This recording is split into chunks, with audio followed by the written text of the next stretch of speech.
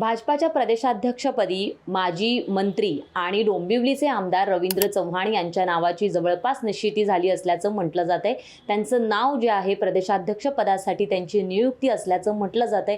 जवळपास हे नाव निश्चित आहे, कारण की प्रदेशाध्यक्ष म्हणून जे आता पदावर आहेत भाजपाच्या चंद्रशेखर बावनकुळे यांना मंत्रिमंडळात स्थान देण्यात आलेलं आहे। महत्त्वाचं पद जे आहे ते चंद्रशेखर बावनकुळे यांच्याकडे देण्यात आलेलं आहे आणि त्यामुळे रवींद्र चव्हाण यांची वर्णी जी आहे ती प्रदेशाध्यक्षपदी लागण्याची दाट शक्यता असल्याचं म्हटलं जात आहे।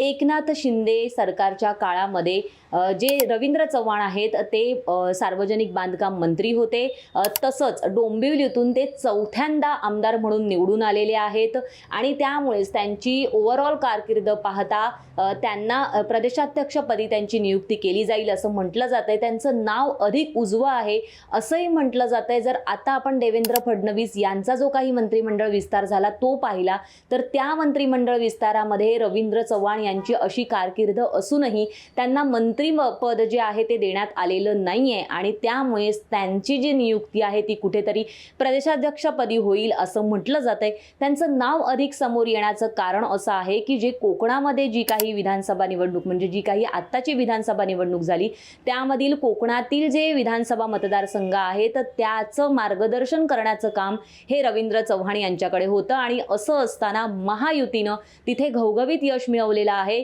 कोकणातील सर्वच मतदारसंघांमध्ये भाजप आणि जे शिंदेंची शिवसेना आहे त्यांनी बाजी मारलेली आहे। उद्धव ठाकरे यांच्या शिवसेनेला खातही खोलता आलं नाही आणि त्यामुळेच रवींद्र चव्हाण यांची कुठेतरी ती लिटमस टेस्ट असल्याचं म्हटलं गेलं आणि त्यांनी योग्य ती कामगिरी करून दाखवल्यामुळे आता त्यांची नियुक्ती प्रदेशाध्यक्षपदी केली जाईल असं म्हटलं जातंय। तसंच ते देवेंद्र फडणवीस यांचे खूप निकटवर्तीय आहेत आणि त्यामुळे त्यांची वर्णी ही प्रदेशाध्यक्षपदी लागू शकते। जर आपण चंद्रशेखर बावनकुळे यांच्या नावाचा विचार केला तर त्यांना महसूल मंत्रीपद देण्यात आलेलं आहे।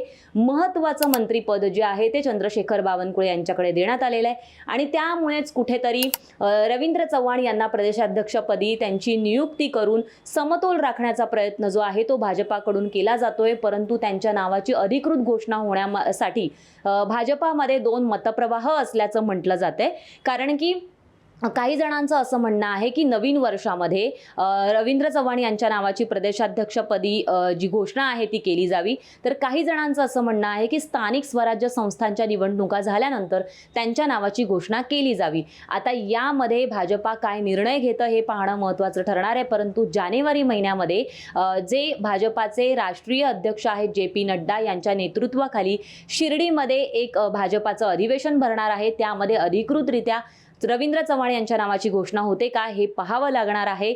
तसंच जे केंद्रीय नेतृत्व आहे भाजपाचं ते काय निर्णय घेतं, कोणत्या नावावर शिक्कामोर्तब करतं, रवींद्र चव्हाण हे प्रदेशाध्यक्षपदी त्यांची वर्णी लागते का हे पाहणं महत्त्वाचं ठरणार आहे। परंतु सध्या तरी जे चंद्रशेखर बावनकुळे आहेत यांना महत्त्वाचं स्थान महत्त्वाचं पद जे आहे ते दिलं गेल्यामुळे आता रवींद्र चव्हाण यांचं नाव प्रदेशाध्यक्षपदी घोषित होऊन समतोल राखण्याचा प्रयत्न जो आहे तो भाजपाकडून केला जाईल असं म्हटलं जातंय। अशाच प्रकारचे राजकीय व्हिडिओ पाहण्यासाठी माय महानगरच्या फेसबुक, ट्विटर आणि इंस्टाग्राम पेजला फॉलो करा आणि माय महानगर लाईव्ह या YouTube चॅनलला सबस्क्राईब करायला विसरू नका।